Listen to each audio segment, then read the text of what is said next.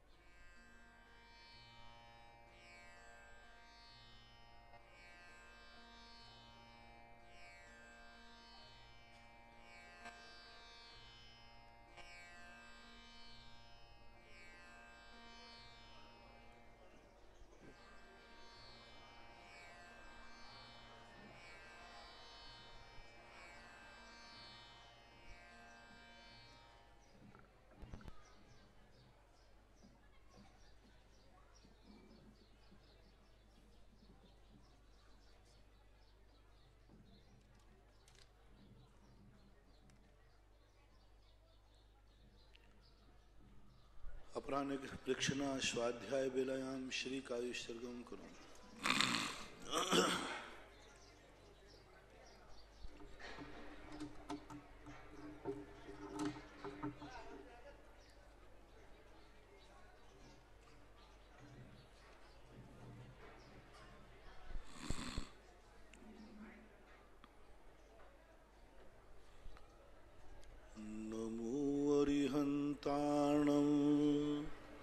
नमो सिद्धाणं नमो आयर्याणं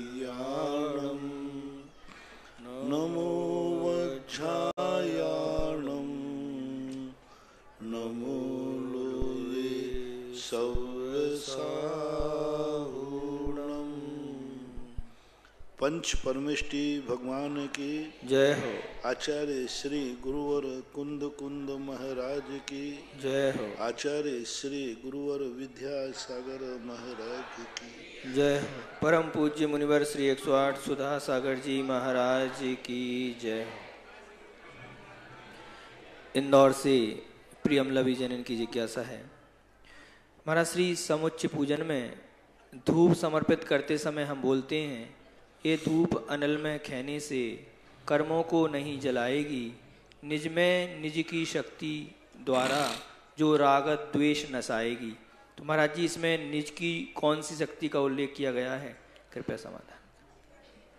ये अक्रियावादियों ने इस पूजा को लिखा है। पहली बात, हमारे यहाँ सभी पूजाओं में धूप अनल में खे करके कर्मों की धूप जलाऊंगा, ऐसा बनना चाहिए। खे करके, धूप अनल में खेने के नहीं कर्मों से, तो इसका अर्थ है कि तुमने तो धूप का निषेध कर दिया, यानी जिस पत्तल में खा रहे हो उसी में छेद कर रहे हो। जब आप सब तरफ कह रहे हैं कि जल चढ़ा करके मैं जन्म जरा मृत्यु विनाश न आए, तो ये जो पूजा है, इस पूजा अक्रियावादी, हमारे यहाँ अक्रियावादी होते हैं जो क्रियाओं का निषेध करते हैं, जिसे निश्चयाभासी कहते हैं। तो इस पूजा में इतना सुधार करके पढ़ना चाहिए, धूप अनल में खे करके कर्मों की धूप जलाऊंगा। क्या बनाया? धूप अनल में खेने से कर्मों को नहीं जलाएगी, निज में निज की शक्ति ज्वाला जो रागत द्वेष नसाएगी। हाँ, तो निज में निज शक्ति का अर्थ होता है पहले तो कर्मों की धूप जलाकर, मतलब मैं अनिल में, अग्नि में धूप जला करके अब मैं कर्मों को जलाऊंगा। जैसे ये धूप अग्नि में जल रही है, ऐसे ही मेरे कर्म जलेंगे। निज में निज शक्ति की ज्वाला, वो ठीक है, उसमें कोई आपत्ति नहीं है। हमारे खुद आत्मा का ही परिणाम, आत्मा की ही परिणति, हमारे आत्मा का वीतराग भाव ही हमारे कर्मों को जलाएगा। आगे की पंक्ति से कोई ऐतराज नहीं है, लेकिन जो उन्होंने धूप की उसमें निंदा की है वो अक्रियावादी है, क्रिया का नाश किया जा रहा है। इसलिए या तो इस पूजा को पढ़ना ही नहीं, पढ़ना है तो अपनी तरफ से इस पूजा में धूप अनल में खे करके कर्मों की धूप जलाऊंगा, ऐसा करके निज में निज शक्ति आदि वो है, वो सब ठीक है। ये पूजा का वाक्य गलत है। बंडा से रविंद्र जैन की जिज्ञासा है, महाराज श्री जैन मंदिर की धर्मशाला में रात में सामूहिक भोजन होने पर मंदिर के अतिशय पर असर पड़ता है क्या नहीं, और यदि ऐसा होता है तो कमेटी के सदस्यों का उसका ऊपर क्या दोष लगेगा? 100% असर पड़ता है। धर्म समाज को उसका नाम धर्मशाला क्यों रखते हो, समझ में नहीं आता। इतना बड़ा धोखा है, एक सरकार धोखा करती है, एक आप लोग धोखा करते हैं, पंच लोग। सरकार धोखा करती है कृषि उद्योग में, मछलियों का, मुर्गी का पालन सब कृषि उद्योग में ले लिया, क्योंकि भारत में लिखा है ऋषि बनो या कृषि करो। तो लोगों ने सोचा कि अब इनसे मछलियां कैसे मरवाऊं, वैसे तो मारेंगे नहीं, तो उन्होंने कृषि में रख दिया। उड़ीसा के अंदर जब हम बिहार कर रहे थे, पूज्य गुरुदेव सब लोग बैठे थे रास्ते में, तो वहाँ आचार्य सिंह ने एक व्यक्ति से पूछा, आया दर्शन किया, बोले क्या धंधा करो? बोले साहब हमारे यहाँ खेती है। अच्छा खेती है, कितनी है? बोले एक घर के आंगन के बाजू में एक कुआं तालाब है, उसमें 2-3 क्विंटल महीने की खेती कर लेता हूँ। क्विंटल है ना मछली। तो उन्हें सरकार के द्वारा मुझे किसान का सर्टिफिकेट मिला है। अब कितना बड़ा धोखा है, सर्टिफिकेट मिला किसान का, कृषि उद्योग। ऐसे ही जैनी लोग गड़बड़ करते हैं, लोगों से दान धर्मशाला के नाम से आएगा, वैसे तो कोई दान देगा नहीं, तो नाम धर्मशाला रखते हैं और करते उसमें कर्मशाला है। उसको कर्मशाला के नाम से बनाओ, फिर तुम्हारी जो मर्जी पड़े सो करो। नाम तो धर्मशाला है और धर्म के विरुद्ध कार्य करते हो, रात्रि भोजन कराते हो, उसमें शराब की बोतलें खुलती हैं, जो कुछ भी शादियों में होते हैं। मेरा तो दान देने वालों से कहना है, जहां रात्रि भोजन होते हो और इस प्रकार के गलत कार्य होते हो, अपना दान नहीं देना चाहिए। दिया है तो आपको वापस लेना चाहिए, नहीं देवे तो कोर्ट केस करना चाहिए। हाँ कि भाई मेरे से इन्होंने धर्मशाला कह करके कमरे के पैसे लिए थे और यहाँ रात्रि भोजन होता है, हमारे साथ विश्वासघात किया गया। ऐसा कभी नहीं करना। और पंचों की तो दुर्गति है ही इसमें, और जो पंचों की दुर्गति बाद में है, जो मीटिंग में पास करते हैं साधारण सभा, उन सब की गलती है। ध्यान रखना, हमारे शास्त्रों में आया, राजा जब गलती करेगा तो वोटरों का भी उतना ही प्रभाव आएगा, क्योंकि उसको चुना तो आपने। वो मीटिंग जब होती है उस समय पास किसने किया? उस समय आप पास ना करें कि हम रात्रि भोजन नहीं करेंगे, कितना कमाओगे?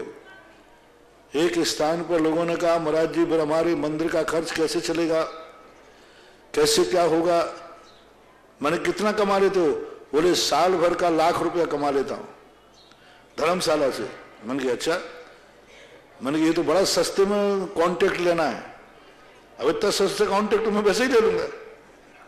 मैंने कहा बस लाख रुपया है? हाँ महाराज लाख रुपया है। मैंने कहा यदि हम 2 लाख रुपए की इनकम बंद करा दें तुम्हें साल भर की, तो आप धर्मशाला में रात्रि भोजन बंद कर दोगे? उन्होंने कहा हाँ महाराज फिर तो क्या बात है। उन्होंने सोचा महाराज कमंडल में से निकाल के देंगे या किसी शेफ से, हाँ उसमें बड़े से, हाँ महाराज कर दूंगा। मैंने दूसरे दिन प्रवचन दे करके अभिषेक की परंपरा चालू कर दी, साल भर का 10 लाख रुपया दिलवा दिया। मेरे जो ये परिणाम बने तुम्हारे यहाँ जो अभिषेक की आदि परंपराओं का, मैंने कही पैसे की इनकम के लिए, यदि पैसे के लिए कोई व्यक्ति अपना इस प्रकार का बेचता है तो एक डाकू भी पैसे के लिए तो ना जाने क्या कर डालता है। पैसे के लिए तुम धर्मशाला बेच रहे हो लाख 2 लाख रुपए के कारण से। अरे भाई लाख 2 लाख रुपया कमाने के बहुत सारे तरीके हैं। आज देखिए आप लोग तो पाप करा करके उतना पैसा नहीं कमा पाए, और हमने उपदेश देकर आप लोगों को पुण्य भी करा दिया, पैसा भी करा दिया, और मंदिर में अब सब हर मंदिर में एटीएम कार्ड खोल के आया। बोलो प्रमोद जी कटनी में क्या हाल है? देखो सारे मंदिरों में अब तुम्हारे लिए किसी से कोई पैसा मांगने की जरूरत, पहले 1000 रुपया चाहिए तो पसीना आता था, पानड़ी करो। आज लाख 2 लाख के लिए हर मंदिर वाला यूं कहता है कि चलो कर लेता हूं। ये तरीके अपनाओ महानुभाव, अच्छे तरीकों से भी पैसा आ सकता है। हमारी समाज अभी बहुत समृद्ध समाज है, हमारी समाज अभी बहुत धार्मिक समाज है, हमारी समाज बहुत दानी समाज है। तुम पवित्र भाव से आवाज तो लगाओ, तुम्हें 1 चाहिए पड़ेगा 2 आएंगे। कल देख लीजिए भूल से 1 नंदीश्वर दीप छूट गया, अब कमेटी वालों की तो हवा खिसक गई, क्योंकि कमेटी वाले वो पवन है ना, पवन कहता महाराज जी मेरी गलती नहीं, वो मैनेजर की गलती है। अब मैंने कहा वो मैनेजर को और बेफालतू फंसाएंगे, फिर वो कहता नहीं उसने लिस्ट बनाई थी, उसने गिनती में छोड़ दिया, क्योंकि मेरे से 10 बार कह चुके थे। अब नंदीश्वर हाउसफुल हो गया। अब इनने सोचा कि सीधा अब देखो क्या बात है, क्यों इतना अपन। मैंने कहा डरो मत, ये मत सोचो कि आज पंचकल्याणा के तो कोई दातार, अब अंत में क्या मिलेगा। मेरी तो अंतिम श्वास तक इस आवाज निकलेगी, तब भी मेरा भक्त कोई खड़ा हो जाएगा। अभी तक तो देखो मेरे इतने साल हो गए, हमारी दीक्षा को कितने साल हो गए वो तुम गिनना, मुझे पता नहीं। आज तक कभी ऐसा नहीं हुआ कि जो इस मंच से मेरे सामने कोई घोषित किया गया हो और वो कार्य नहीं हुआ हो, अभी तक तो ऐसा हुआ नहीं। और मुझे भविष्य का थोड़ा, मेरे ऊपर नहीं आप लोगों के ऊपर विश्वास है, मुझे भक्तों के ऊपर विश्वास है कि मेरे मुख से निकली हुई आवाज तो क्या, मेरे में मन में आया हुआ विचार भी तुम नीचे नहीं गिरने दोगे। अब देखिए कल जैसे ही 2 नाम आ गए, अब एक नाम आता है, दूसरा नाम बेचारा फोन लगा रहा है यहाँ कमेटी वालों को, अब यहाँ कोई उठा ही नहीं रहा। फिर उसने कहा देखो कितनी पवित्र भावना, उसने फोन लगाया नारेली सुकांत भैया को, जब तक सुकांत भैया का फोन आया तब तक तो नाम हो गया। अपन को चाहिए कितने थे, 1 और 2 आ गए। पवित्र भाव रखो, अच्छे भाव रखो, धर्म की रक्षा के भाव करो, पैसे की कमी नहीं आएगी। पाप करके रात्रि भोजन करके कम मत कमाओ पैसा, और कम से कम धर्मशालाओं से बिल्कुल बंद करो, कोई जरूरत, धर्मशाला बनाओ ही मत। फिर महाराज इनका क्या उपयोग है, फिर मत बनाओ, कौन कह रहा है बनाओ, तीर्थ क्षेत्रों पे बना दो जहां यात्री रहेंगे। लेकिन रात्रि भोजन आदि कराना ये कार्य जैन दर्शन की मूल रीढ़ है, सबसे बड़ा पाप है रात्रि भोजन का त्याग, रात्रि भोजन करना, और सबसे बड़ा धर्म गृहस्थ का रात्रि भोजन का त्याग करना। इससे बचाओ धर्मशालाओं को, मंदिरों के प्रांगणों को बिल्कुल कदापि नहीं करने दो, चाहे कितनी बड़ी स्थिति आ जाए। मंदिर का खर्चा नहीं निकले तो मत निकलने दो, लेकिन रात्रि भोजन करा करके मंदिर के खर्चे मत निकालो। किशनगढ़ से अंतिम जैन की जिज्ञासा है महाराज जी आपने प्रवचन में हमें बताया। अच्छा, ये बात भी मैंने कह रही, चलो इस मंच से कह रहा हूं, जहां जहां रात्रि भोजन कराने से धर्मशालाओं में कितना पैसा कमाते हो, वो ईमानदारी से लिस्ट सब लोग मेरे पास लेके आ जाएं, पूरी समाज आवे साथ में, नहीं तो कोई एक आध हमें कोई पोस्ट से या व्हाट्सएप से भेजो, ये चीजें मैं देखता नहीं हूँ, पढ़ता नहीं हूँ।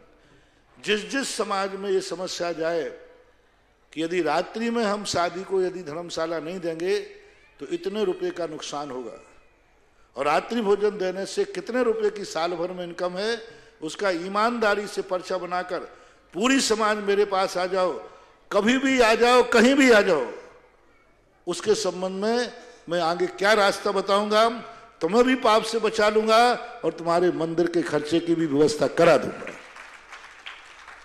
पूरे भारत को कह रहा हूं, जैन धर्मशाला जहां जहां मंदिरों की, जिनका नाम धर्मशाला है, धर्मशाला जो मंदिरों के अंडर में है, वे रात्रि भोजन से लिस्ट देवें, कितनी कमाई करते हो आप बताएं मुझे, और पूरी समाज लेके आए लिस्ट, 2 लोग लेके लेंगे, अब पूरी समाज एक साथ लिस्ट लेके आओ, देखो मैं क्या चमत्कार करता हूं, फिर तुम देखते रह जाओगे कि महाराज ने तो हमारे दोनों हाथ में लड्डू दे दिए। किशनगढ़ से अंतिम भजन की जिज्ञासा है। महाराज जी आपने प्रवचन में बताया कि 3 पूजन करनी चाहिए, देव, शास्त्र और गुरु की। तो देव में हमारे तीर्थंकर भगवान आ गए, गुरु में हमारे गुरु आ गए, पर जब हम शास्त्र की पूजन की बात करते हैं तो उसमें क्या सरस्वती की पूजन करनी चाहिए, एवं क्या सामने शास्त्र या जिनवाणी विराजमान होनी चाहिए, एवं सरस्वती पूजन में जो 9 अर्घ दिए गए हैं तो उसमें 9वें अर्घ में क्या चढ़ाना चाहिए, कृपया मार्गदर्शन। देखो क्या है कि जिनेंद्र भगवान की वाणी है, इसलिए जिनेंद्र भगवान के सामने हम शास्त्र की पूजन कर सकते हैं।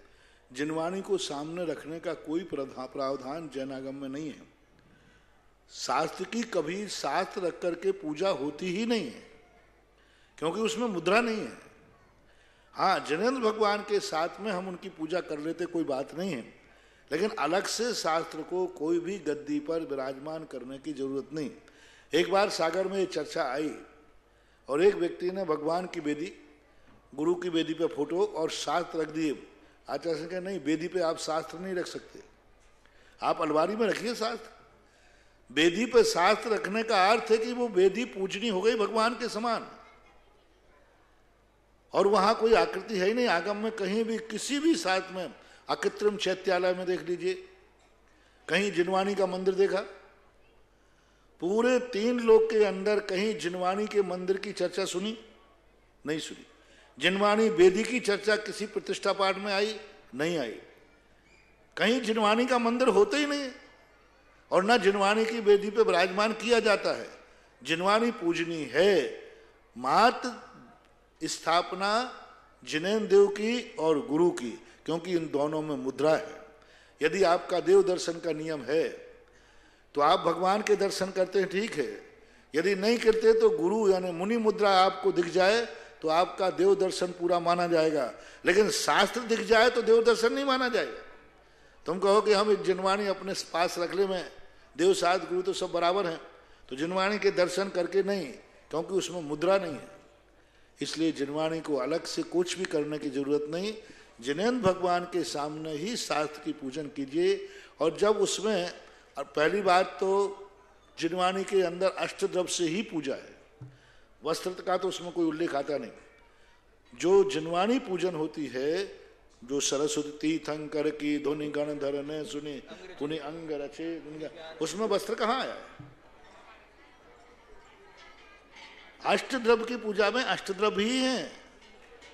महाराज जी, एक लास्ट का अर्घ आता है, उसमें वस्त्रम समर्पयामि अलग से, वो बाद में आप लोगों ने लिख दिया, मुझे किसी आगम में नहीं है। वो आजकल वस्त्र के संबंध में बहुत चर्चाएं चलती हैं, वस्त्रों को समर्पित, लेकिन मुझे शास्त्र में कहीं देव शास्त्र गुरु की चर्चा में जिनवाणी को वस्त्र भेंट करना चाहिए, इसका उल्लेख कहीं पाया नहीं गया। मात्र एक उल्लेख मिला है भक्तियों के अंदर, बासमी यानी वस्त्र के लिए, तो वो वस्त्र का अर्थ वो निकलना चाहिए, ऐसा कोई जरूरी नहीं है। वहां शब्द को उसका अर्थ नहीं मिल रहा है, क्योंकि वहां नंदीश्वर देव की पूजा कर रहे हैं, चैत्य भक्ति की पूजा कर रहे हैं, और उसमें वासमी शब्द का जो उल्लेख किया वो क्यों किया? हो सकता है मार्जन के लिए किया हो, मूर्ति के अंचलिका में आया, लेकिन कहीं जिनवाणी पूजा में पूज्यवर कुंदकुंद भगवान ने शुद्ध भक्ति लिखी, पूज्यवर पूजपाद स्वामी ने शुद्ध भक्ति लिखी, वहां उन्होंने कहीं इस प्रकार का उल्लेख नहीं किया। शुद्ध भक्ति इतनी बड़ी पूजपाद स्वामी ने लिखी, उसमें अंचलिका लिखी, उसमें सारी चीजें दी, लेकिन वस्त्र नहीं दिया।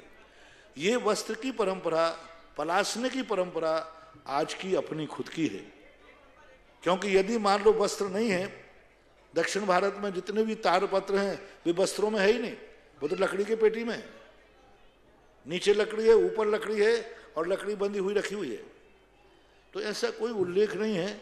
ये वर्तमान में आप लोग वस्त्र को समर्पयामी करने लगे, जिनवाणी को वस्त्र चढ़ाने की कोई परंपरा नहीं है। पलासना, अछार, ये सब सुरक्षा कवच हैं, जिनवाणी के अनिवार्य अंग नहीं है। ऐसा बोलते हैं जिनवाणी की पूजा भी अष्टद्रव्य से ही होना चाहिए। कि जिनवाणी के लिए उछाव में लगा के या पलासना में रखते हैं तो विनय का सूचक है, रखना चाहिए। जैसे आप लोग पिछी देते हैं तो फिर पिछी की पूजा करो, पूजी ओम ह्रीम पिछी का आम समर्पयामी। पिछी आप देते तो हैं, ये उपकरण कहलाते हैं। उपकरण अलग चीज है। जैसे अपन भगवान के मंदिर में बहुत सारी चीजें देते, चौकी भी देते हैं, रहल भी देते हैं, और कोई भी चीजें देते हैं। ये पूजा में नहीं, झाड़ी भी देते हैं, मर्तन भी देते हैं, तो ये उपकरण कहलाते।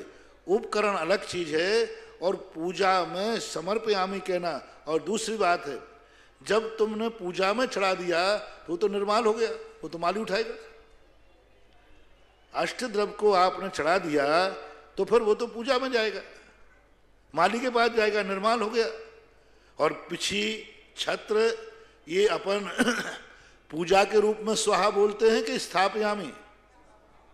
स्वाहा नहीं बोलते। यदि छत्र को आपने स्वाहा बोला, जैसे अपन ने बोलते हैं अष्टद्रव्य में, तो माली को जाएगा। इसलिए वस्त्र जो है अष्टद्रव्य की पूजा में कहीं भी समर्पण करने का नहीं है। वस्त्र दान देना चाहिए या नहीं? देना चाहिए। जैसे पिछी दान देते हो, कमंडल दान देते हो, साधु के लिए और उपकरण दान देते हो। जैसे देव और गुरु को आप पिछी आदि दान देते हैं, ऐसे ही वस्त्र का दान देना और पूजा में आप महाराज को हार दान देते हैं और एक अर्घ, तो अर्घ दान में आएगा कि पूजा में? बोलो, पूजा में आएगा, दान में नहीं। यदि वो तुमने पूजा में अर्घ चढ़ाया, वो मैं खा ही नहीं सकता, वो तो चढ़ गया। इसलिए वस्त्र दान दिया जा सकता है, वस्त्र को अष्टद्रव्य की पूजा का अंग नहीं बनाया जा सकता। इस संबंध में मैंने बहुत विचार किया। यदि अष्टद्रव्य की पूजा का अंग बनाओगे, वो जिनवाणी पर लपेट नहीं पाओगे, वो जिनवाणी के काम नहीं आएगा। क्योंकि पूजा में जो कुछ भी चढ़ाया जाता है वो सब निर्माल हो जाता है। ऐसी एक भी वस्तु नहीं है पूजा में चढ़ाई हुई जो अपने देव सात गुरु या आपके उपयोग के योग हो। हाँ, अन्य दर्शनकारों में जरूर भगवान के यहाँ जो चढ़ाया जाता है वो भगवान के काम आ जाता है, क्योंकि वहां भोग लगाते। जैन परंपरा में तो जो तुमने पूजा में चढ़ाया है, ना वो तुम्हारे काम आएगा, ना देव सात गुरु के काम आएगा। इसलिए पलासने का दान देना, पलासना पूजा में नहीं चढ़ाना, लेकिन पलासना दान देने में कोई बाधा नहीं है, वो उपकरण कहलाता है, जैसे पिच्छी के समान। आज के जिज्ञासा समाधान कार्यक्रम में आप सभी का हार्दिक स्वागत, अभिनंदन। प्रथम जिज्ञासा के लिए राजेंद्र जी कक्का दमोह, इनके पश्चात तैयार रहेंगे नीताजी जैन इंदौर। महानुभाव, परम पूज्य गुरुदेव सत्संग के पावन सानिध्य में सुदर्शनोदय अस्य तीर्थ क्षेत्र की पावन धरा पर अंतर्राष्ट्रीय भव्य पंच कल्याणक प्रतिष्ठा महामहोत्सव का आगाज कल दिनांक 13 फरवरी से हो चुका है, जिसमें कल परम पूज्य गुरुदेव के पावन आशीर्वाद से और पावन सत्संग के सानिध्य में जन्म कल्याणक का दिन है। जिन्होंने जन्म कल्याणक के दिन जन्माभिषेक में अपने कलशों में अपनी स्वीकृति दी है, 21,000 रुपए की राशि के माध्यम से नीरज जी, पंकज जी जैन जिनवाणी चैनल आगरा वालों ने 21,000 रुपए की राशि के माध्यम से अपने कलश बुकिंग में अपनी स्वीकृति दी है। साथ ही सुभाष जी, आजुकी जी साहब पटना वालों ने भी अपनी कलश बुकिंग में स्वीकृति दी है। राजकुमार जी, नमिता जी, रांची वालों ने भी अपनी स्वीकृति दी है। महेंद्र कुमार जी, धर्मेंद्र जी, संदीप जी, पाटौदी, मिर्जापुर, मुर्शिदाबाद, उत्तर प्रदेश वालों ने भी अपनी स्वीकृति दी है। साथ ही महानुभाव और भी जिनके भाव बने, आप अपने कलशों की बुकिंग करा सकते हैं। प्रथम कलश 1 कलश, द्वितीय कलश की राशि 51,000 रुपए, तृतीय कलश की राशि 21,000 रुपए, चतुर्थ कलश की राशि 11,000 रुपए और पंचम कलश की राशि 5100 रुपए है। श्री भंवरलाल जी, राकेश कुमार जी, बड़जात्या, सुलगाना वालों ने भी 5100 रुपए की राशि के माध्यम से कलश बुकिंग में अपनी स्वीकृति दी है। साथ ही इन्होंने 1 माह तक निरंतर अपने परिवार की तरफ से आरती कराने में भी स्वीकृति दी है 21,000 रुपए की राशि के साथ। जिनके भी भाव बने, आप अपने कलशों का ऑनलाइन बुकिंग करा सकते हैं, जिनके जैसे सामर्थ्य सुविधा अनुसार। जिज्ञासा के लिए राजेंद्र जी। हे गुरुवर, मेरा और मेरे खमरिया ग्राम और दमोह के समाज की ओर से त्रैवार नमोस्तु नमोस्तु नमोस्तु। हे गुरुवर, मेरे मन में ये जिज्ञासा है कि पर्यूषण के पूर्व में प्रतिमाओं का मंजन किया जाता है, उसमें जल का उपयोग होता है और अधिक मात्रा में जल का उपयोग होता है, तो ये कहाँ तक उचित है? और वो गंधोदक जैसा विनयवान भी है, इसका मैं समाधान चाहता हूँ। मार्जन के लिए जो किया जाता है वो गंधोदक नहीं है जी, लेकिन उसका अपमान भी नहीं होना चाहिए जी। और पानी का उपयोग किया जाता है, उसके लिए कोई अनुचित नहीं है, क्योंकि ये मूर्तियों की औषधि है। मूर्तियों में सफाई आदि के भाव आते हैं, इसको वेस्टेज ना माने। जितना पानी लगता है उतना यदि उपयोग लगाएं, अधिक ना ढोलें तो कोई बाधा नहीं, वो गंधोदक की कोटि में नहीं आएगा। लेकिन फिर भी उसका नाली आदि में फेंकना नहीं चाहिए, कहीं मिट्टी में, बालू में, छत के ऊपर बिखेर देना चाहिए, लेकिन वो गंधोदक की कोटि में नहीं आएगा, क्योंकि उसका सफाई में, जैसे आपने देखा मुनिराज जब अपनी शुद्धि से आते हैं जमीन में पैर धो लेते हैं वो गंधोदक सब जमीन में बह जाता है। और वही गंधोदक जब आप चौके में जाते हैं, थाली में लगाते हैं, तो एक बूंद भी जमीन में नहीं गिरने देते। क्यों? अभिप्राय का फर्क है। कोमटेश बाहुबली की मूर्ति पर पूरी बरसात का पानी गिरता है, वो पूरा पानी नाली में चला जाता है जी। अकृत्रिम चैत्यालयों में गंगा सिंधु के मुहाने पर 500 धनुष प्रमाण एक मूर्ति है, जिस पर सीधी गंगा नदी आके गिरती है। अब गंगा और सिंधु नदी आदि सभी नदियां, जितनी बड़ी नदियां हैं, भगवान के मूर्ति के सिर पर ऊपर गिरती है। पूज्यवर नेमिचंद महाराज ने श्री त्रिलोक सार में स्पष्ट लिखा कि वो नदी जब गिरती है गंगा हिमवन पर्वत से, तो मूर्ति के ऊपर हजारों शाखाओं में बढ़ जाती है। तो अब वो मूर्ति को छू करके आई तो कायदा से पूरी गंगा क्या हो गई? गंधोदक हो गई। अब वो गंधोदक हो जाने से ना तो पी सकते हो, ना नहा सकते हो, कुछ भी नहीं कर सकते। तो वहाँ एक ही तर्क है कि वो चूंकि मंत्र पूर्वक गंधोदक के लिए नहीं गिर रहा है, वो नेचुरल बरसात का पानी, नदी का पानी है और सफाई आदि के लिए लिया गया है, वो गंधोदक नहीं मानना चाहिए, इसलिए कोई दोष नहीं है जी। नमस्ते गुरुवर। नीताजी जैन इंदौर, इनके पश्चात तैयार रहेंगे महावीर जी गोयल। महानुभाव सुदर्शनोदय अच्छे तीर्थ क्षेत्र पर पहुंचने के लिए कोटा से हिंडोली, गोठड़ा, रूणीजा होकर के वह मार्ग पूरा खुला हुआ है, कहीं पर भी किसी प्रकार का कोई व्यवधान नहीं है। साथ ही जयपुर की तरफ से आने वाले यात्रियों के लिए आप जयपुर से डिग्गी, डिग्गी से नानेर और नानेर से गहलोत घाट टोंक होके सीधे आवा पहुंच सकते हैं। कोटा से आवा का पूरा रास्ता खुला हुआ है। मध्य प्रदेश की तरफ से आने वाले यात्रियों के लिए कोटा तक आप ट्रेन से आइए और कोटा से देवली, सरौली आ जाइए। सरौली से सुदर्शनोदय अच्छे तीर्थ क्षेत्र की तरफ से निःशुल्क वाहन सुविधा 24 घंटे उपलब्ध है, जिसमें आप कल पधारे जन्म कल्याण के दिन, जिनकी भी जैसी सुविधा हो। जिज्ञासा के लिए नीताजी। मेरे आराध्य गुरु के चरणों में नमोस्तु नमोस्तु नमोस्तु। सीता के जीव ने रामचंद्र जी को तपस्या से डिगाने का प्रयत्न क्यों करा? क्योंकि सीता के जीव को साइक सम्यक दर्शन प्राप्त था। सीता जी के जीव ने श्री राम को तपस्या से डिगाने का प्रयत्न क्यों किया? जबकि उनको साइक सम्यक दर्शन। ये तो आप लोगों की अंदर की बातें हैं, आप लोग समझे, मियाँ बीवी की बातें हैं। अब एक दूसरे को तुम लोग कितना डिगाते हो, थोड़ा हमसे पूछो। एक दूसरे धर्म करने पर लोग एक दूसरे के धर्म को कितना बाधित करते हैं। एक दूसरे के कोई नियम धर्म हो तो उसको तोड़ने के लिए आप लोग बाध्य करते हैं। तो एक उसके बंदा छायक सम्यक दृष्टि नहीं है सीता का जीव, पहली बात। लेकिन सम्यक दृष्टि है, इसमें कोई संदेह नहीं, क्योंकि इस समय 16वें स्वर्ग में प्रतीन्द्र पद पर स्थापित हैं, वहाँ पर हैं। तो सम्यक दृष्टि मानना, लेकिन सम्यक दृष्टि होने से उसका मोह कम नहीं हो गया।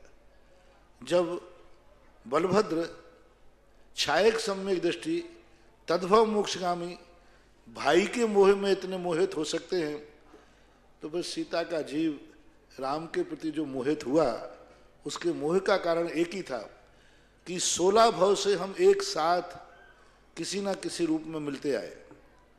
पूज्य रविशरण महाराज श्री पद्म पुराण के अंदर 16 भवों की कहानी लिखी है, रामचंद्र जी की, सीता की, लक्ष्मण की, राम, सब पूरी कहानी है। तो 16 भव से जब हमारा संबंध चल रहा है, तो अब ये तो ध्यान में बैठ गए और ये मोक्ष चले जाएंगे। उसका भाव ये था, मोक्ष जाना तो पक्का है, लेकिन एक साथ जाएंगे। ये तो मैंने आप लोगों की आदत देखी है। हमारे सामने लोग आते हैं, पत्नी पहले आ गई, वो खड़ी रहती, एक साथ नमोस्तु करेंगे। अरे भाई अलग अलग कर लो। हाँ, और पुरुष नहीं करता तो वो आंखें दिखाती, एक साथ करो ना। अब मैं तो इसको ज्यादा समझता नहीं कि भाई मामला क्या है। और नियम से ज्यादातर स्त्रियों में ये भाव आता है कि मैं पुरुषों के साथ महाराज का एक साथ आशीर्वाद लूं, एक साथ नमस्कार करूं, अर्घ लेकर खड़ी रही जब तक श्रीमान जी नहीं आएंगे। तो हाँ, क्यों खड़ी है, उन्हें एक साथ चढ़ाएंगे। तो अब ये तुम लोगों की माया है। तुम लोग अपने अंतस से विचार करो। सीता के जीव का एक ही भाव था, मोक्ष तो जाएंगे, लेकिन हम अगले भाव, क्योंकि इससे ये भी मालूम है कि अब मुझे भी मोक्ष जाना है, तो अगले भाव में हम एक साथ मोक्ष जाएंगे। ऐसा कोई परिणाम आया उसके अंदर, इसलिए हुआ अविरत सम्यक दृष्टि के अंदर ऐसा परिणाम होना कोई अनहोना नहीं है, असंयम भाव है।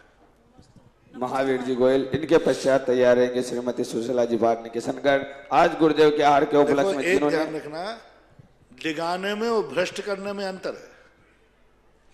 डिगाना, उन्होंने डिगाया है, भ्रष्ट करने का भाव नहीं किया, ऐसा मानना। जिन्होंने आजीवन शांतिनाथ भक्तामर महामंडल विधान में अपने स्वीकृति दी है, दिनेश कुमार जी, जम्बू कुमार जी, तुषार, योगीश, गंगवाल जी, सवाई माधोपुर वालों ने, साथ ही 1 माह की आरती और आजीवन भक्तामर विधान में जिन्होंने स्वीकृति दी है, भागचंद जी, पुष्पलता जी, अजीत, सपना, पारस, प्रियंका, प्रियांशी, अनंत पाटोदी परिवार सूरत वालों ने, भक्तामर विधान में गुणमाला देवी, सरिता, रमेश, गंगवाल सपरिवार सूरत वालों ने अपनी स्वीकृति दी है। जिज्ञासा के लिए महावीर जी। मेरे श्रद्धा शिखर पर विराजित मेरे अपने गुरुदेव के चरणों में सत सत नमन, सत सत नमन, सत सत नमन। शास्त्रों में दान 4 प्रकार का बताया गया है। हे गुरुदेव, तीर्थ क्षेत्रों पर भूदान अगर कोई आदमी करता है तो वो किस श्रेणी में आता है और उसके परिवार को किस प्रकार का पुण्य मिलेगा, कृपया समाधान कीजिए। हमारे यहाँ एक 4 दानों में पूज्यवर समंत भद्र महाराज ने एक उपकरण दान दिया है। उपकरण दान का अर्थ होता है उपकारम करोति, जो उपकार करता है। तो ये जितने भी दान हैं ये सब उपकार के अंतर्गत आएंगे। जैसे आप लोग और भी मंदिरों में दान देते हो, जैसे अभी चल रहा था वस्त्र दान देना, जिनवाणी को पिछी कमंडल देना, ये सब उपकरण हैं। तो भूमि एक बहुत बड़ा उपकरण है। जिस प्रकार का उपकरण आप दान देंगे उस प्रकार के, जैसे छत्र एक उपकरण है। छत्र कोई धर्म नहीं है, धर्म का उपकरण है, यानी धर्मात्मा का उपकरण है, तीर्थंकर का उपकरण है। तो भूमि एक उपकरण है, मंदिर बनाने का स्थान है, संशाला बनाने का, गुरु आवास बनाने का स्थान है, क्षेत्र को विस्तृत करने का स्थान है। तो जो भूदान दे रहा है वो मानो साक्षात मंदिर का दान दे रहा है। क्योंकि मंदिर कभी आकाश में बनेगा क्या? नहीं बन सकता। आकाश में मंदिर हो ही नहीं सकते, अपने मृतलोक के देवताओं के हैं, वो बात अलग है। इसलिए जो भूदान दे रहा है वो साक्षात तीर्थ क्षेत्र का दान दे रहा है। तीर्थ किस चिड़िया का नाम है? आज तक कोई मनुष्यों का तीर्थ आकाश में है क्या, पाताल में है क्या, पानी में है क्या? भूमि का नाम ही तो तीर्थ है। जितनी भूमि तीर्थ क्षेत्र की सीमा में आ जाती है वो सारी भूमि तीर्थ कहलाती है। जितनी भूमि आपके पास 200 एकड़ है तो 200 एकड़, 500 एकड़, 500, जितनी भी भूमि बाउंड्री में आएगी तो उसने भूदान नहीं दिया, उसने साक्षात तीर्थ का दान दिया है, यानी तीर्थ की, क्योंकि तीर्थ की स्थापना भूमि ही होती है। महासंकल्प बदल जाता है। यही पहाड़ी देखो, जब तीर्थ के रूप में संकल्पित हुई, आज इसका पूरा कण कण तीर्थ हो गया। कल एक डूंगरी थी, मात एक बकरियां चढ़ती थी, मात एक सामान एक थी डूंगरी जैसे और सारी डूंगरियां। अभी वे सारी डूंगरी डूंगरी ही हैं, लेकिन ये डूंगरी तीर्थ क्षेत्र बन गई, पूजनी बन गई। महान जैसे गिरनार पर्वत एक डूंगरा ही तो है, पहाड़ है, लेकिन नेमिनाथ भगवान के छूने से वो सिद्ध क्षेत्र तीर्थ बन गया, पूरा पहाड़ भी बंदनी हो गया। क्योंकि हमारे यहाँ तीर्थ भी बंदनी होता है, और तीर्थ जो भगवान कहते वो तो बंदनी है ही। इसलिए जो भूदान देता है, कई लोग अपनी पूरी भूमि मंदिर को दे देते। अभी देखो बीनागंज के अंदर एक परिवार ने, जब वहां से भूमि से मूर्तियां निकली भूगर्भ से, मैं जब वहां गया, मेन हाईवे पर, मुख्य हाईवे है बहुत बड़ा, 22 बीघा या एकड़ जमीन थी, पूरी की पूरी उन्होंने दान में दे दी। अब बोलो उन्होंने भूमि दान दी है कि साक्षात तीर्थ दान दी? तीर्थ, पूरा तीर्थ दान। और उस भूमि पर सुबोधय तीर्थ क्षेत्र बन रहा है। सुबोधय, यदि वो भूमि नहीं होती तो तीर्थ ही नहीं बन पाता। तो आज साक्षात उन्होंने अपनी पूरी, कौन देता है ऐसा, पूरी भूमि उन्होंने मंदिर के लिए दान में देकर इस युग का सबसे बड़ा पहला आदर्श कमाया है।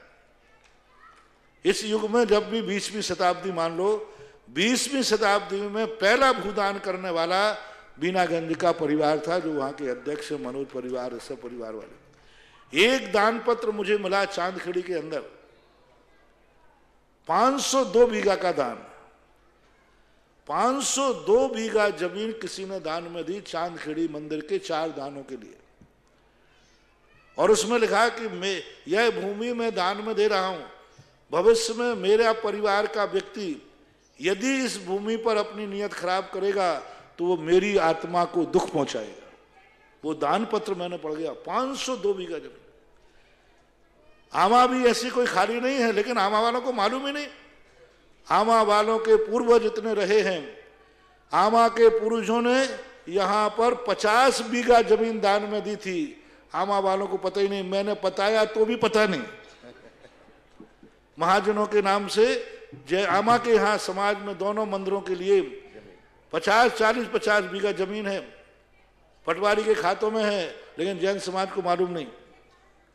और मैंने पता करके इनको दिया, अभी भी कह रहा हूं। अब लेकिन अब मैं कह ही सकता हूं। मैं तो पहले जो भूमा दान देते थे, बहुत बड़ा दान होता था। इतनी बड़ी भूमियों को दान देने वाले आज कोई एक टुकड़ा दान नहीं देता। 50 बीघा जमीन तुम्हारी दान में थी, दोनों समाज की है, अभी भी है। आप चेत जाओ तो आज तुम्हें 10 बीघा के लिए पसीना आ रहा है, 10-25 बीघा आपको जमीन चाहिए, तो अपन एक बीघा इकट्ठी करते फिर रहे हैं। 1 बीघा, आधा बीघा, फिर कहते पाव बीघा। अब एक तो कह रहा महाराज जी और कम हो सकता है इसमें, तो अब पाव से छोटा क्या होता है, छटाक 100 ग्राम, आधा पौवा। तो ऐसे आज इतनी सी जमीन देने में पसीना आ रहा है। इसलिए जो भूदान वगैरह देते हैं, ये साक्षात तीर्थ दान दे रहे। हाँ, भूदान पापों के लिए नहीं देना, किसी और दूसरों के लिए नहीं देना। माँ जहाँ तीर्थ बनते हो, मंदिर बनते हो, धर्मशाला बनते हो, पवित्र कार्यों के काम में आते हैं, उनमें भूदान देने के लिए बहुत बड़ी बात मैंने कह दिया। साक्षात उसने तीर्थ दिया है, साक्षात मंदिर दान दिया है, साक्षात उसने संतशाला दी है, साक्षात उसने धर्मशाला दी है। जो उस पर बनेगा उसका मूल आधार प्रभुदान ही माना जाएगा। इसलिए अभी भूदान का सुदर्शन तीर्थ क्षेत्र के विस्तार के लिए एक भूदान की योजना चल रही है। इस क्षेत्र का विस्तार करने के लिए 20-25 बीघा जमीन ऐसी पड़ी है जो क्षेत्र के अंतर्गत आती है, जो क्षेत्र का चहुमुखी विकास हो सकता है। अभी 3 मुखी विकास हो रहा है, एक मुखी रुका हुआ है। एक मुखी का जो विघ्न पड़ रहा है वो 20-25 बीघा के माध्यम में इस क्षेत्र का फिर चहुमुखी विकास हो जाएगा और इतना विस्तृत क्षेत्र बनेगा कि आगे आने वाले लोग भूदान देने वाले के लिए सोचेंगे कि इतनी बड़ी भूदान तो आपके पास तो भूमियां हैं नहीं, और हैं तो वे हमारी काम की नहीं है। हम सब जगह थोड़ी तीर्थ बनाएंगे। अब तो एक ही तरीका है कि जहां तीर्थ क्षेत्र है उससे लगी हुई भूमि यदि तीर्थ के काम आती है तो आप अपनी तरफ से अथवा उस भूमि को खरीद करके या उसकी राशि दे करके भूदान में नाम लिखा सकते हैं। मैंने स्पष्ट इनसे कहा था और किसी के यहाँ नाम लिखना या नहीं लिखना, लेकिन भूदान देने वालों का पाटिया जरूर लगना चाहिए, जिससे आगे आने वाली पीढ़ी समझ सके कि भू भी एक दान देने लायक चीज है।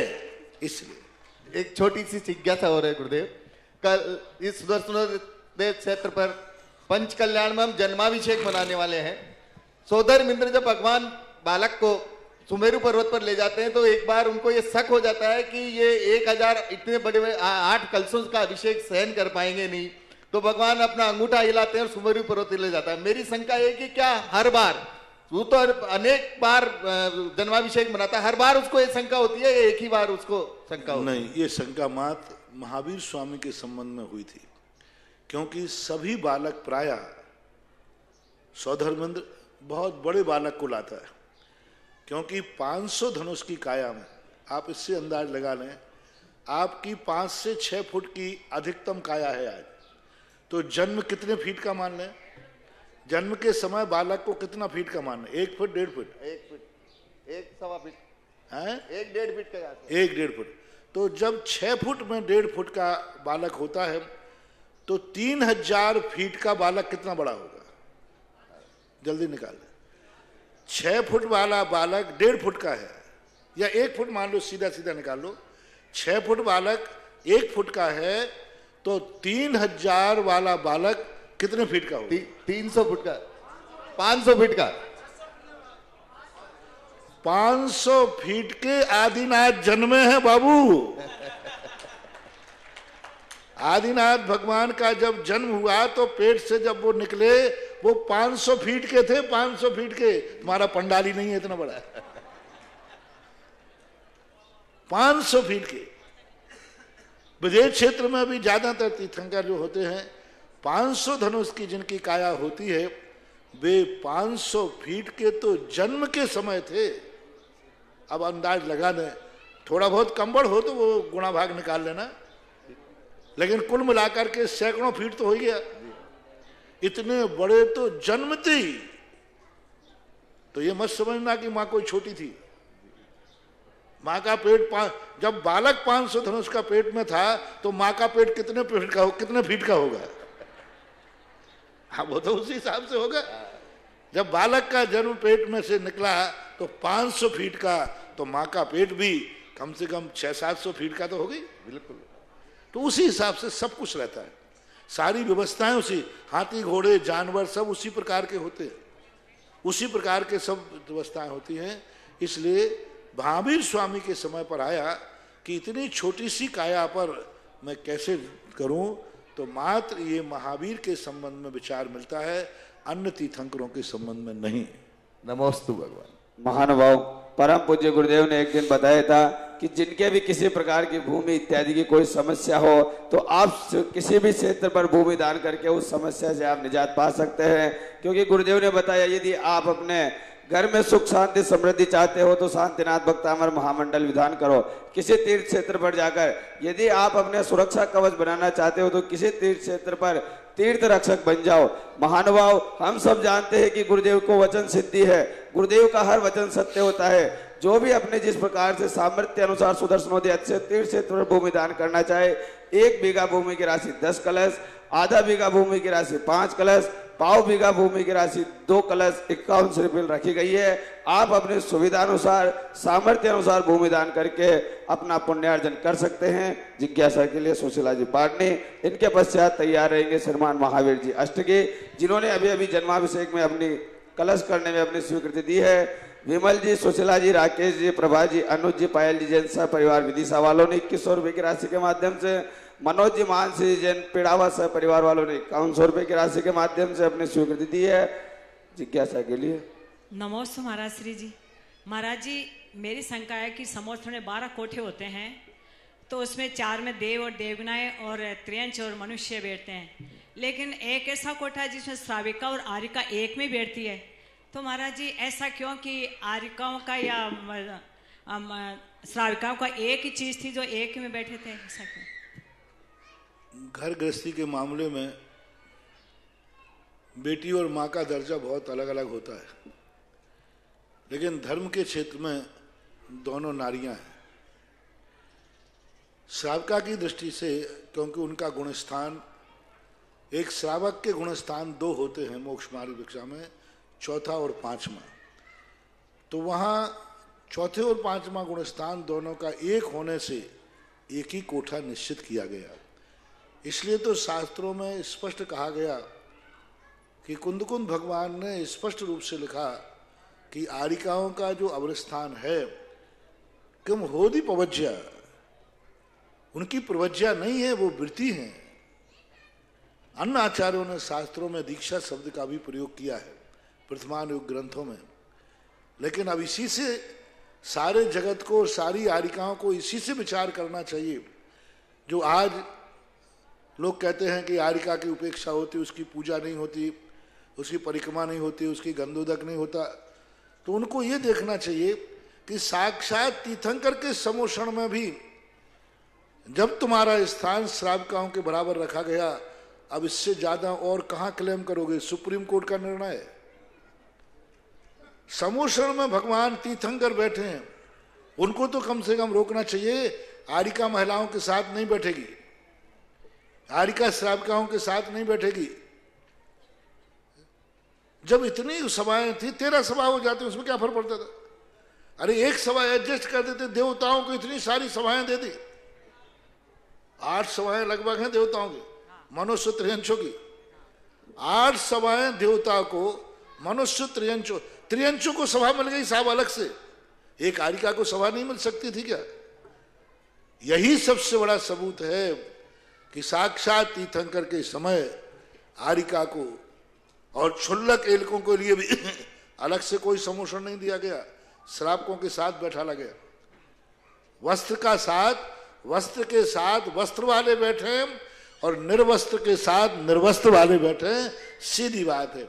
यहाँ परिग्रह का सवाल है, एक धागा भी है तो वे सब वस्त्र वाले एक कोटि में बैठे।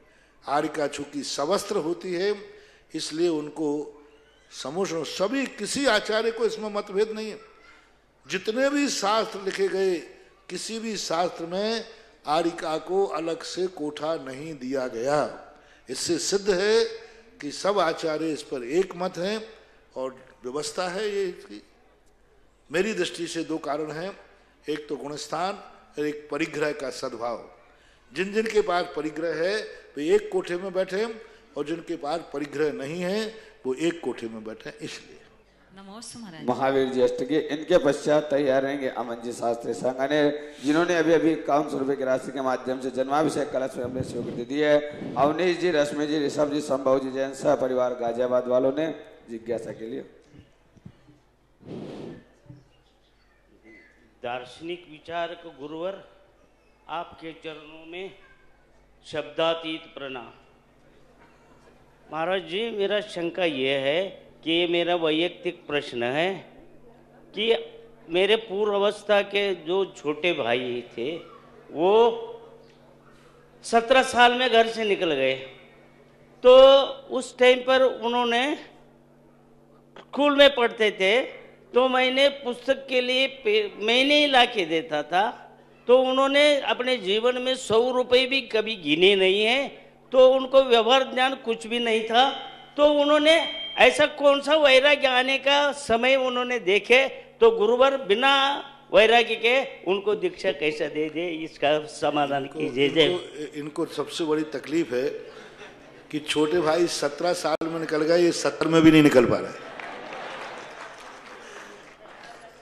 ग्रस्त अवस्था के आचार्य श्री के बड़े भाई हैं।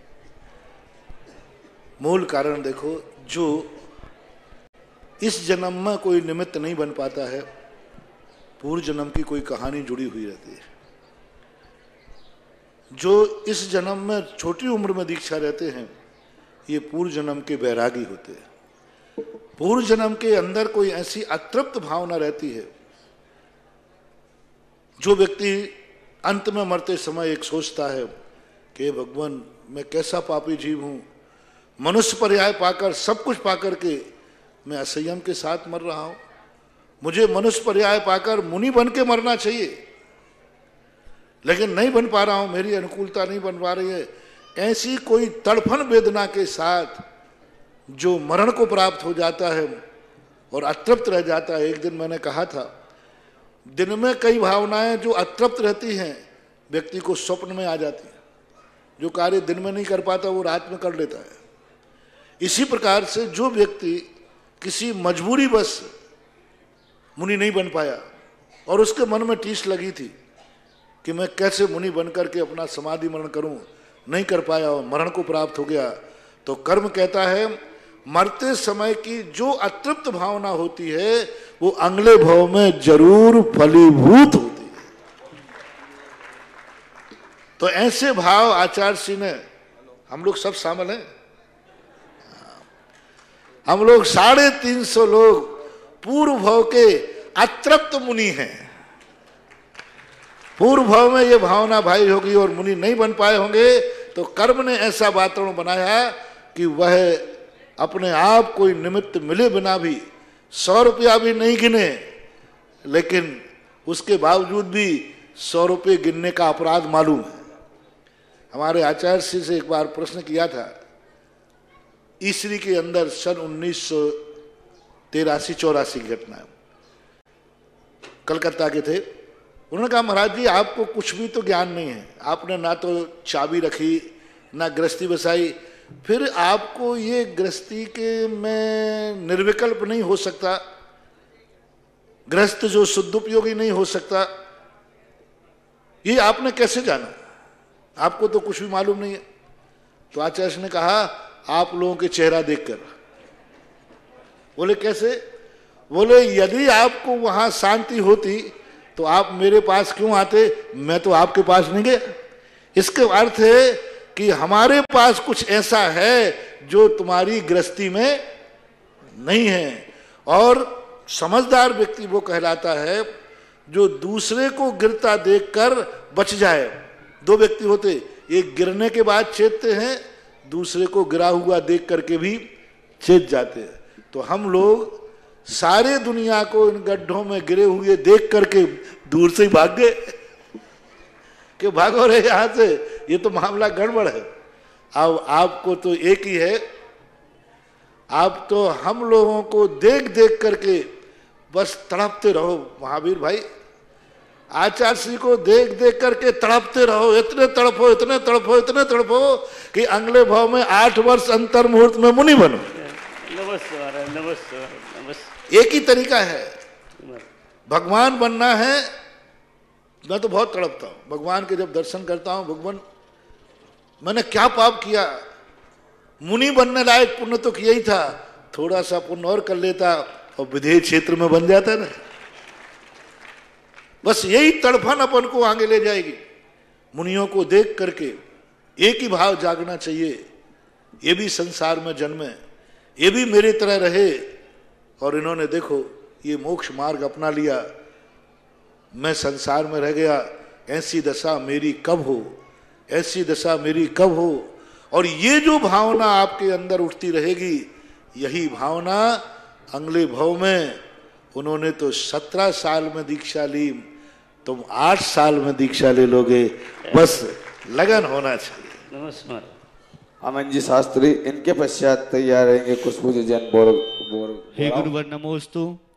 महाराज श्री, जब हम नवंबर माह में आपके पावन सानिध्य में समय सार जी का प्रशिक्षण शिविर में आए थे, तो हमने गांव के मंदिर और यहाँ के मूलनायक शांतिनाथ भगवान के दर्शन किए। तो एक सामान्य बेदी थी, लेकिन जब मैं 8 तारीख को यहाँ आया तो मैंने यहाँ शांतिनाथ भगवान के दर्शन किए। जो भगवान की बेदी पर जो पूरी स्वर्णमय कार्य हुआ है, उससे एक अलग ही आकर्षण और एक ही भगवान की मुख मुद्रा दिख रही है। ऐसे ही गांव के मंदिर में उसका महाराज घर जोर मारो चाले, तो मैं सारे मंदिर को सोने का बना दूं और बनवा लूं तुमसे। घर जोर मारो चाले, वो कहते हैं ना, अब उपदेश ही दे सकता हूं। मेरा तो ऐसा भाव होता है कि जब दुनिया में एक पापी एक भावना कर सकता है कि मेरा महल सोने का हो, तो कोई धर्मात्मा ये भावना क्यों नहीं कर सकता कि कोई मंदिर सोने का हो। एक कल्पना शास्त्र में आती ना, हालांकि एक चक्रवर्ती हुआ है जिसने स्वर्णमयी जिनालय बनाए थे, तो अपने भगवानों को, मंदिरों को देखकर ये भाव आना चाहिए। कभी ये भाव नहीं आना चाहिए कि मंदिरों में क्या जरूरत है, भगवान को क्या जरूरत है, भगवान तो वीतरागी है। कई लोग कहते महाराज जी मंदिरों में इतना खर्च क्यों किया जा रहा है, क्यों सोने का काम, क्या जरूरत पड़ी, वीतरागी भगवान है। मैंने कही भैया, यदि यही तुम जैसा निम्न बुद्धि वाला यदि कुबेर होता तो। अच्छा ये बताओ, कुबेर को यदि वो लकड़ी का प्लाई का पाटा लगा देता तो क्या भगवान बैठते नहीं? बैठ जाते। कि नाराज होते? नहीं नहीं, उनको तो बैठना ही नहीं। अरे समोषण की रचना नहीं भी करता तो क्या जरूरत थी भगवान? भगवान जब चलते हैं 225 सोने के कमल बिछाता है, वो तो पैर भी नहीं रखते, जरूरत क्या पड़ी है उनको? लेकिन नहीं, भगवान को जरूरत नहीं है, लेकिन हमें अपने धन को धन्य करना है। इसलिए भगवान के जो स्वर्णमय कार्य हुआ है, हो रहा है। कल विनय बाबू आए, उन्होंने गुफा का मंदिर बनवाया नीचे गांव में। भगवान की वेदी को देख करके इतने खुश हुए कि पूरी गुफा सोने की कर दो, पूरा मंदिर का रूप। और शिल्पी से कह गए कि पूरी गुफा, बहुत बड़ी गुफा है, उसमें मार्बल का काम हुआ है, पूरी गुफा सोने करो। और उसको पुरस्कार में 1000 रुपया, 5000 रुपया दान देगा। बोले ये तो मैं पुरस्कार दे रहा हूं, और जिस दिन पूरी गुफा पूरी करेगा उस दिन बाद में दूंगा।